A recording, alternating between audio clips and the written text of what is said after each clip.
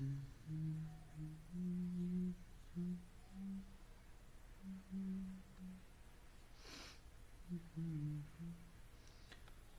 25 तक तुम निकल लेते ना। सेक्शन बी हो गया तुम्हारा पूरा। सेक्शन ए करना था आज। हम्म चलो सेक्शन ए भी देख लेते हैं। ओ सेक्शन सी करना है, सॉरी बी हो गया तो सी करना है ना। ओके पढ़ो भाई क्या कह रहा है। 26 which complexes which complex is found when the decomposition burst with hypo solution in photography। Okay कह रहा है कि हमारे पास एक कंपाउंड है, नाम है AgBr, करेक्ट। इस AgBr को अगर आप वॉश करते हैं,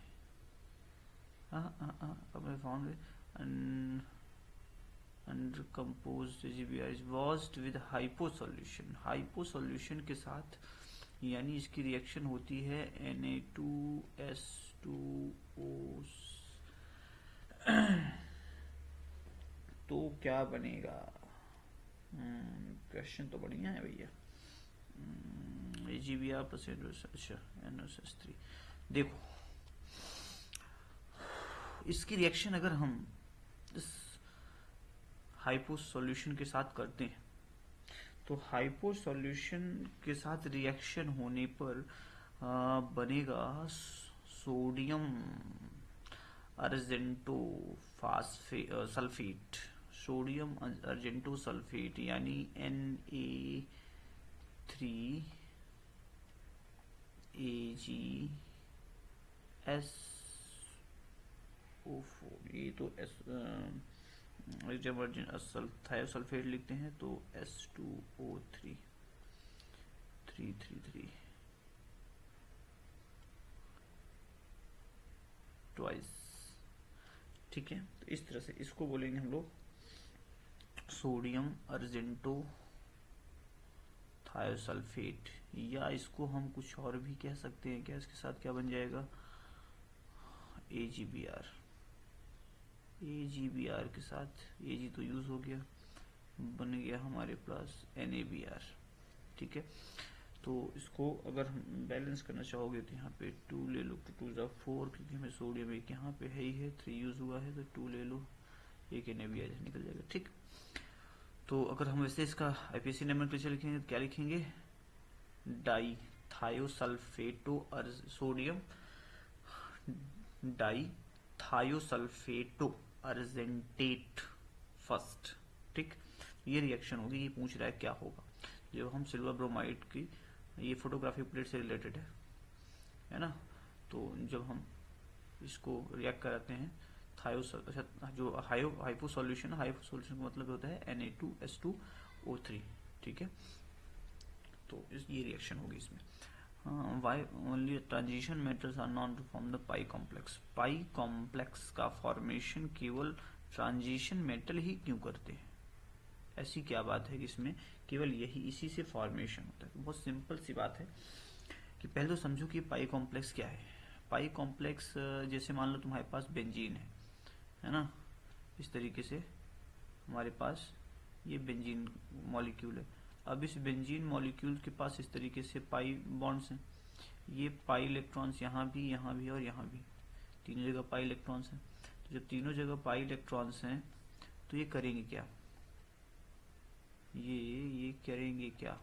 देखो ये क्या करेंगे, ये अपने स्पाई सिस्टम को डोनेट करेंगे मेटल के इम्पटी डी ऑर्बिटल में।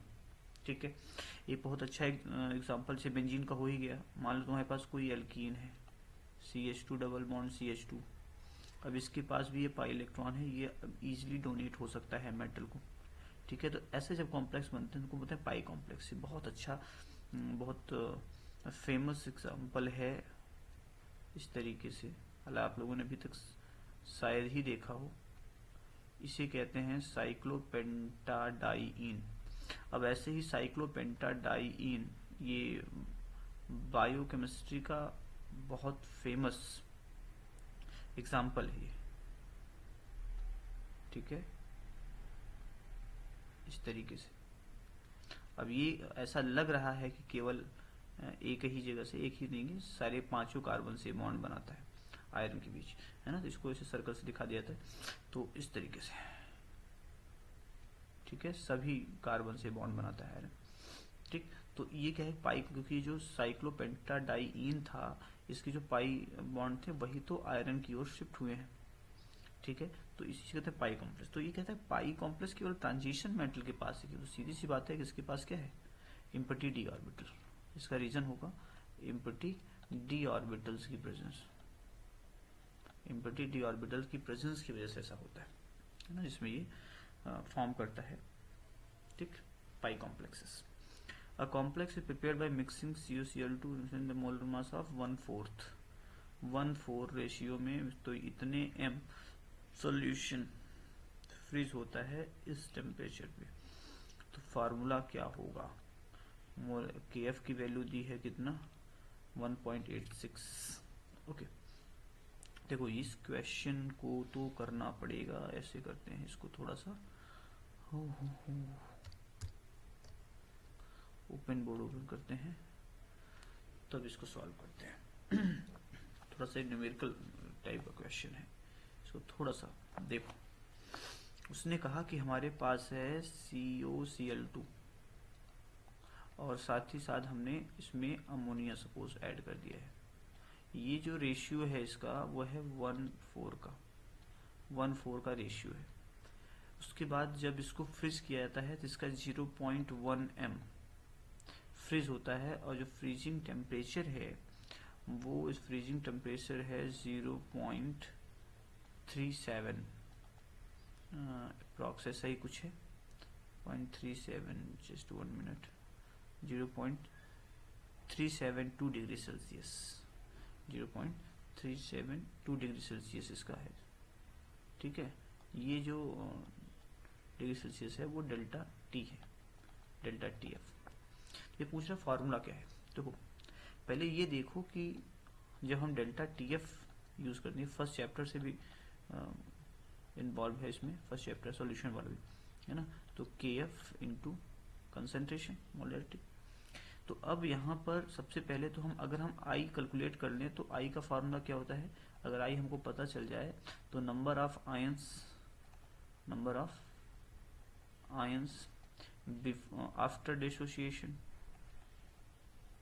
आफ्टर डिसोसिएशन और डिवाइड बाई बिफोर डिसोसिएशन, ठीक है।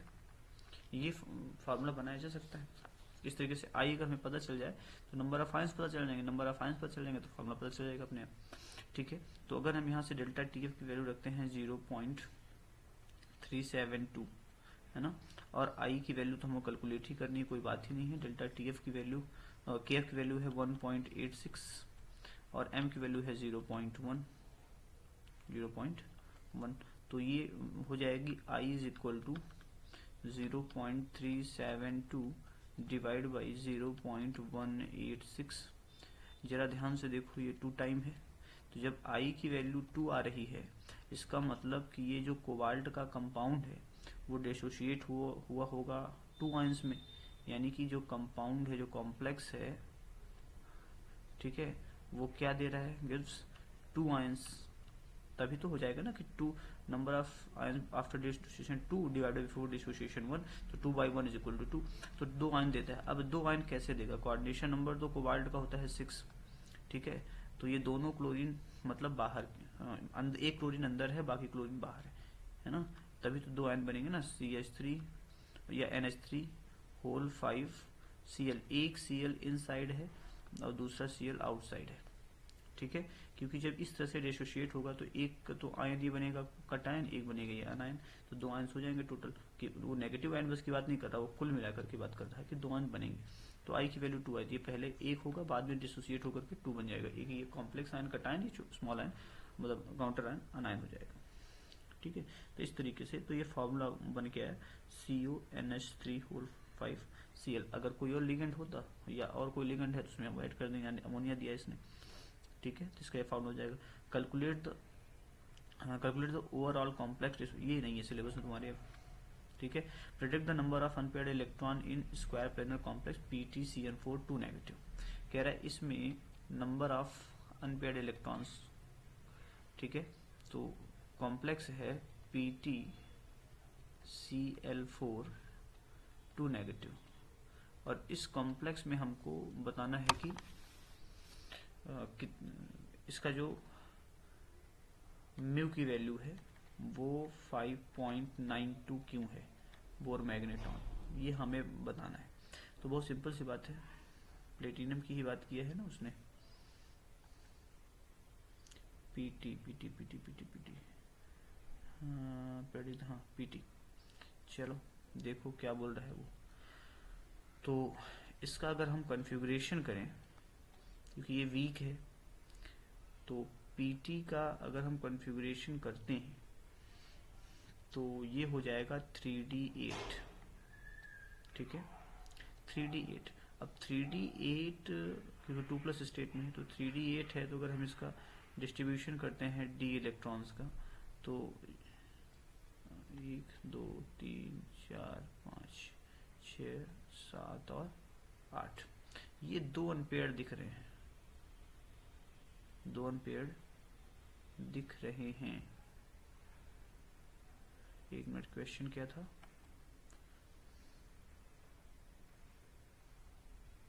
Predict the number of unpaired electron, ठीक है। तो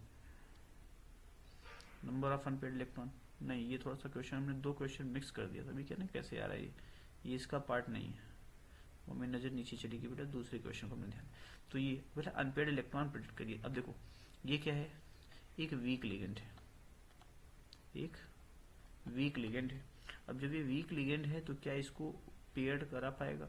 नहीं, इसको पेयर्ड नहीं करा पाएगा, और उसको कॉम्प्लेक्स फॉर्मेशन के लिए एक S और एक 4S और 3 ऑर्बिटल 4p के यूज करके sp3 हाइब्रिडाइजेशन करना पड़ेगा, ठीक है। तो यहाँ कितने अनपेयर्ड इलेक्ट्रॉन निकल के आए, n की वैल्यू कितनी आ गई, 2। अगर हम यहाँ पर मैग्नेटिक मोमेंट म्यू की वैल्यू कैलकुलेट करना चाहें तो क्या फॉर्मूला होता है, n और n+2, ठीक है। तो यहाँ पे क्या हो जाएगा, 2 और 2 + 2 4 × 4 इज इक्वल टू √8, ठीक है, यानी 2 पॉइंट समथिंग के आसपास या 2.9 के आसपास ही आएगा, ठीक है, बोर मैग्नेटॉन, ठीक है। यही पूछ रहा था नंबर ऑफ अनपेयर्ड, यही तो क्वेश्चन था, है ना। चलो अगला क्वेश्चन देखो, कह रहा है कि copper sulphate pentahydrate is blue colour, white colourless, why. बहुत सिंपल सी बात है। अच्छा, ये इस क्वेश्चन पे नजर गई हमारी। देखो कॉपर, ठीक है, ये बहुत सिंपल सा है। तो उसने, अगर हम इसका स्ट्रक्चर देखें इस वाले का, तो इसका स्ट्रक्चर है कॉपर CuH2O होल 5 SO4, ये इसका पूरा स्ट्रक्चर है। अब ये कॉम्प्लेक्स है, तो कॉम्प्लेक्स है तो क्या होगा, इसका कलर होगा, ठीक है, ये कलर्ड होगा, ठीक है। जैसे ही इसके लिगेंड्स, आप इसको हीट कीजिए, हीट करेंगे सारे लिगेंड यहाँ से गायब हो जाएंगे, क्या बचेगा, सिर्फ CuSO4, और ये इसमें क्योंकि लिगेंड नहीं है तो ये क्या होगा, कलरलेस होगा, कलरलेस होगा, ठीक है, ये कलरलेस हो जाएगा, कलर नहीं होगा, कलरलेस होगा, ठीक है। इसमें लिगेंड है, इसके हीट करने से इसके लिगेंड गायब हो, तो लिगेंड नहीं है, वाटर लिगेंड्स रिमूव हो गए, इसलिए कलरलेस हो गए, कॉम्प्लेक्स नहीं है, सिंपल सॉल्ट है। Magnetic moment of MnCl4 2- is 5.92 Bohr magneton, है ना। Explain giving example, explanation giving reason के साथ आपको एक्सप्लेन करना है कि ऐसी क्या बात है कि MnCl4 2- की जो म्यू की वैल्यू है वो 5.92 बोर मैग्नेटॉन है, ठीक है। ऐसी क्या बात है, प्रूफ करना है तुम्हें, या एक्सप्लेन करना है। तो देखो अगर हम इसका ऑक्सीडेशन नंबर निकालें तो x की वैल्यू क्या होगी, हमारे पास मान लेते हैं, हम पूरा लेते हैं, तो x प्लस Mn की हो गई x, Cl है 4, एक Cl का -1, ठीक है, इज इक्वल टू -2, ऐसा होगा। अगर x की वैल्यू हम निकालते हैं तो हमें आएगा +2, ये मिलेगा ना, +2।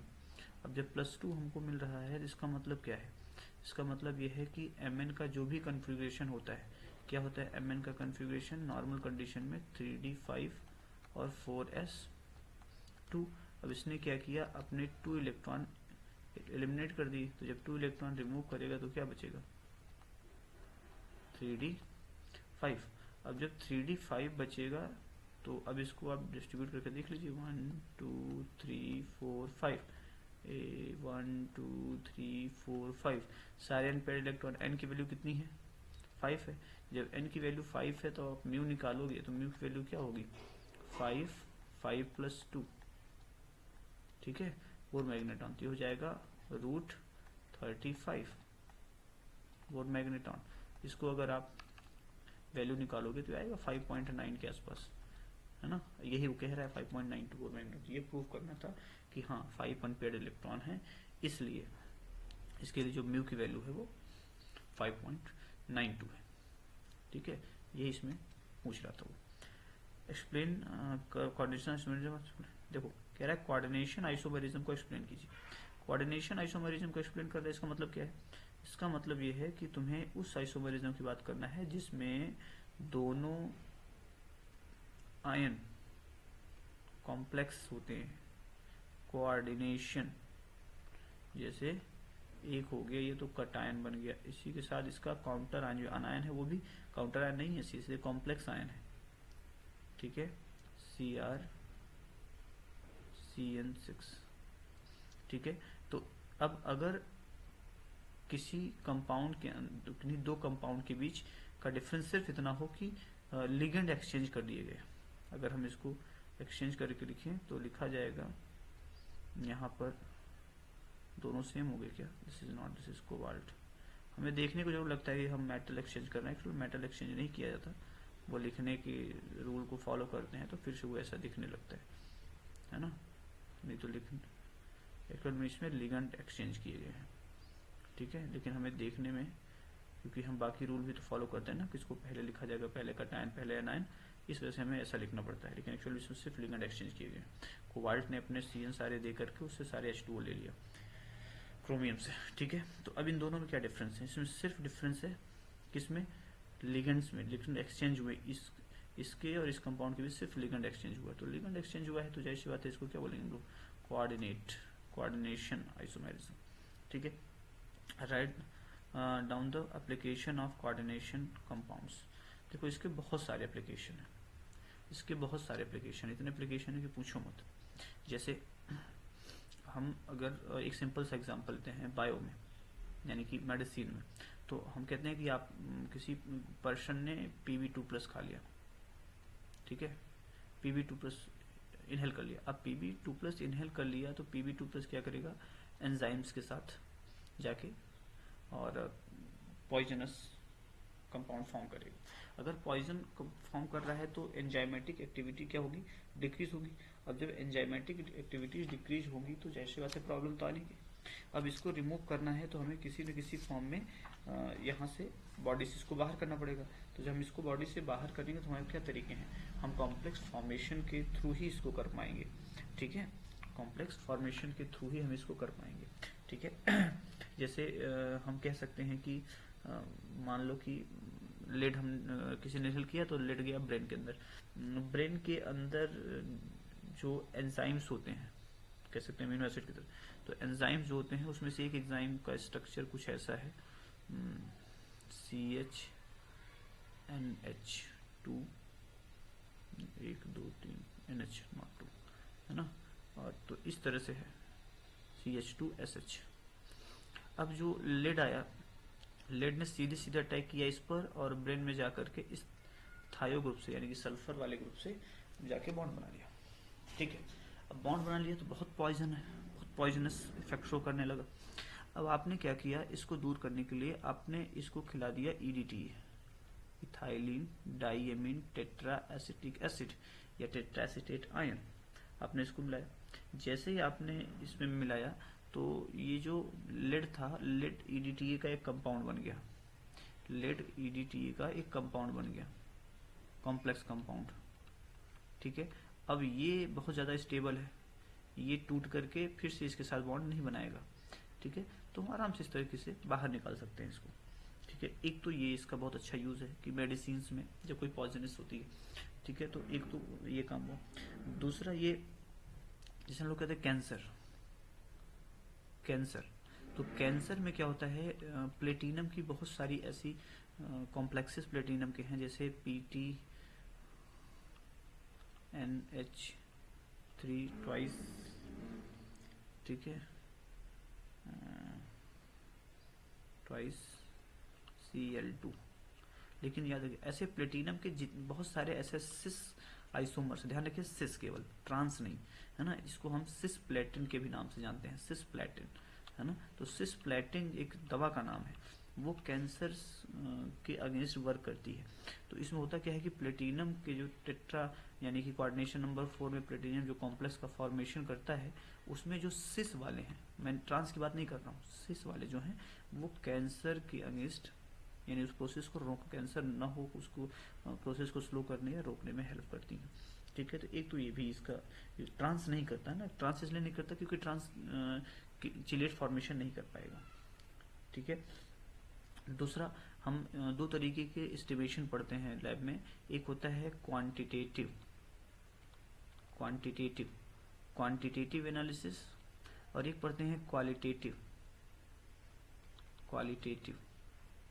ठीक है, क्वालिटेटिव और क्वांटिटेटिव। तो क्वालिटेटिव में हमारा आता है टाइट्रेशन, अगर ध्यान हो तो टाइट्रेशन आता है ना, जो लोग केमोफोर वगैरह करते हैं ना, केमोफोर एसिड का, मोहर साल्ट का।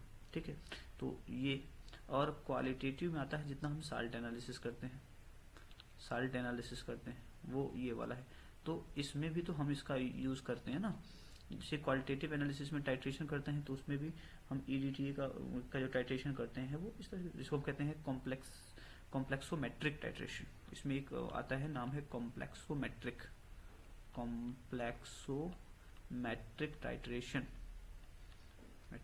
टाइट्रेशन। ठीक है, तो टाइट्रेशन में भी इसका यूज है, मतलब क्वांटिटेटिव एनालिसिस में। और दूसरा जैसे ग्रुप फर्स्ट जो कटायंस हैं, जो बेसिक रेडिकल है, और जो ग्रुप 1 में ही जो ऐसे मान लो हमने तुम्हें दिया Cu का और मरकरी का, Cu+ और S। ठीक है, तो ये दोनों प्लस के हैं, तो ये डिफरेंट टाइप के कॉम्प्लेक्स बनाते हैं जो, ठीक है, जो इसका सॉल्यूबल है, इसका सॉल्यूबल नहीं है, तो आराम से हम इसको बताते हैं भाई इसके साथ ही सॉल्ट फॉर्मेशन मतलब कॉम्प्लेक्स फॉर्मेशन नहीं कर रहा, मतलब कॉपर है, और अगर कर लिया तो ये मरकरी है। तो हम क्वांटिटेटिव और क्वालिटेटिव दोनों में इसका यूज करते हैं। ठीक है, इसी तरह से किसी आयन का ऑक्सीडेशन स्टेट स्टेबल है कि नहीं है वो फॉर्म करने में, जैसे हम एग्जांपल लें कि कोबाल्ट का 2+ है, कोबाल्ट का जो 2+ है वो अनस्टेबल है एक्वस में, अगर पानी में घोल दिया जाए तो वो अनस्टेबल है, ये एग्जिस्ट नहीं करेगा जल्दी। लेकिन अगर वही थोड़ा सा उसको अमोनिया मिल जाए, अमोनिया, ठीक है, इस तरीके से 2+ स्टेट में, तो ये स्टेबल है, तो स्टेबिलिटी भी प्रोवाइड करने में इसका ये हेल्प करता है। ठीक है, उसके बाद एक और कह सकते हो तुम कि जो मेटलर्जी में है, मेटलर्जी में यानी कि एक्सट्रैक्शन में कह दो,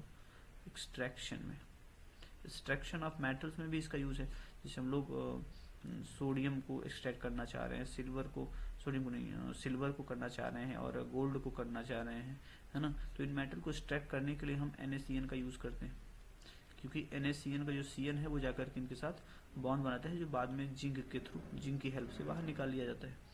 ठीक है, तो इस तरीके से बहुत सारे ऐसे इसके एप्लीकेशंस हैं, रिसर्च में एप्लीकेशन है। ठीक है, तो बहुत सारे एप्लीकेशन है इसके।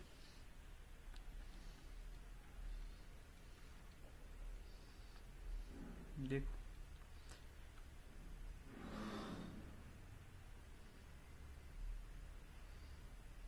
ये प्राइमरी और सेकेंडरी वैलेंसी से रिलेटेड क्वेश्चन है। Give an example of unidentate neutral ligand. देखो दो वर्ड हैं, यूनिडेंटेड और न्यूट्रल। यूनिडेंटेड मतलब जो सिंगल एक ही कोऑर्डिनेट बॉन्ड बनाते हैं विद मेटल सेम टाइम में। ठीक है, जैसे CN सेम टाइम में एक ही बॉन्ड बनाएगा मेटल के साथ, है ना। SCN ये सब एम्बीडेंटेड भी है ना। अमोनिया, लेकिन ये सब क्या है, ये नेगेटिव चार्ज है। वाटर हो गया, अमोनिया हो गई, है ना, और कार्बोनिल ग्रुप हो गया, ये सब क्या है, ये सब के सब क्या है, मोनोडेंट, यूनिडेंटेड या मोनोडेंटेड है। तो यही पूछा था कि न्यूट्रल बिना चार्ज वाले, चाहे अमोनिया का लिख दो, चाहे वाटर लिख दो, चाहे pyridine लिख दो, ठीक है। ये सब क्या है, ये सब के सब Py, ये सब के सब यूनिडेंटेड यानी मोनोडेंटेड है और न्यूट्रल है। What are Lewis acid and Lewis base. देखो लुईस एसिड का मतलब ये है कि जो लोन पेयर एक्सेप्ट करे, लोन पेयर एक्सेप्ट करे, ठीक है, जो लोन पेयर एक्सेप्ट करे उसको हम लोग कहते हैं लुईस एसिड। और जो डोनेट करे वो लुईस बेस है। क्या डोनेट करे, लोन पेयर यानी इलेक्ट्रॉन पेयर डोनर जो होते हैं वो लुईस बेस हैं। जैसे लिगेंड्स सारे जितने भी लिगेंड्स हैं सब लुईस बेस हैं, और जितने मेटल्स होते हैं इस केस में कॉम्प्लेक्स फॉर्मेशन में वो Lewis acid, central metal atom या आयन जो है वो लुईस एसिड की कैटेगरी में रखा जाता है कॉम्प्लेक्स आयन के केस में, ठीक है। हाउ डाइडेंटेड या bidentate ambidentate ligands are different, given example. कह रहा है कि आपके पास दो चीजें, एक तो बाइडेंटेड है, बाई या डाइडेंटेड बात एक ही है, एक तो बाइडेंटेड है और एक है एम्बिडेंटेड, एम्बिडेंटेड कह रहा है दोनों कैसे डिफरेंस करोगे। अब देखो अगर हम बात करें तो Cn की, तो बॉन्ड तो C से भी बन सकता है, बॉन्ड N से भी बन सकता है, मेटल दोनों तरफ से बॉन्ड, M के थ्रू भी बॉन्ड, N के थ्रू भी बॉन्ड बनाता है मेटल, और C के थ्रू भी बॉन्ड बनाता है मेटल। तभी तो हम साइनाइड और आइसोसाइनाइड इसको इसीलिए एम्बिडेंटेड कहते हैं। तो इसके पास भी दो डोनर एटम है। और वही अगर हम इन की बात करें,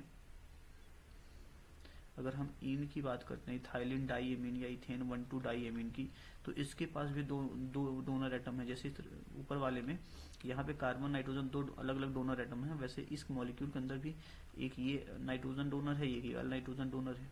अगर आपको सेम है इसलिए कंफ्यूजन हो रहा है तो हम ऐसा कर सकते हैं,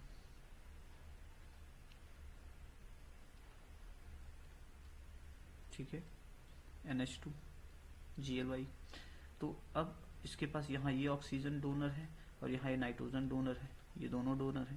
तो प्रॉब्लम ये है कि फिर इस तरीके के बाइडेंटेट और एम्बिडेंटेट में कैसे डिफरेंस। देखो एम्बिडेंटेट में क्या होता है कि होते जरूर दो डोनर एटम है, यहाँ C भी डोनर है, N भी डोनर है ना। ऐसे NO2 में भी है, NO2 में ये O भी डोनर है और ये N भी डोनर है, लेकिन दोनों सेम टाइम में बॉन्ड नहीं बनाते मेटल के साथ। या तो C बॉन्ड बनाएगा या तो N बॉन्ड बनाएगा, दोनों एक साथ मेटल से बॉन्ड नहीं बनाएंगे। इसे कहते हैं एम्बिडेंटेट न्यूक्लियोफाइल या एम्बिडेंटेट लिगेंड्स, यहाँ लिगेंड्स वर्ड बोली उसके लिए। लेकिन जब हम किसी बाइडेंटेट या डाइडेंटेट की बात करते हैं तो सेम मेटल से सेम टाइम में साइमल्टेनियसली दो एटम, दो कोऑर्डिनेट बॉन्ड बनाते हैं, दो lone pair of electron donate करते हैं सेंट्रल मेटल एटम या आयन को, तो इसको हम बोलते हैं बाइडेंटेट या डाइडेंटेट, है ना। सेम टाइम में दोनों एटम डोनेट करेंगे सेम मेटल को, यानी दो कोऑर्डिनेट बॉन्ड बनाएंगे। लेकिन जो सिंपल जो एम्बिडेंटेट होते हैं उसमें होते जरूर दो हैं, लेकिन वो एक टाइम में केवल एक ही एटम बॉन्ड बनाएगा मेटल से। ये डिफरेंस होता है दोनों के बीच, ठीक है, ये ध्यान रखिएगा। देखिए अगला क्वेश्चन कह रहा है कि in ionic complex the cation is named first anion. ये तो सिर्फ वही क्वेश्चन वो दिया है आपका, रीड करेंगे। Answer the following IPC name of वो रूल्स बताया है केवल, है ना। आईपीसी नेम ऑफ दिस, तो आपको पता है कि टेट्रा कार्बोनिल निकल के नाम से इसको जाना जाता है, टेट्रा कार्बोनिल निकल जीरो, ठीक है, टेट्रा कार्बोनिल निकल zero. IPC name of the complex this this this and this, ठीक है। तो इसको शुरू करेंगे कहाँ से, अल्फाबेटिकल ऑर्डर में, ठीक है। तो सबसे पहले एमीन, तो tri amine, double M, ammonia के लिए डबल एम लगता है, ट्राई एमीन बिना किसी स्पेस के, है ना। फिर सेकंड में है ब्रोमो, फिर NO2 लिखा है ना, तो नाइट्रो या नाइट्राइटो ओ, फिर क्लोरो या क्लोराइडो प्लेटिनम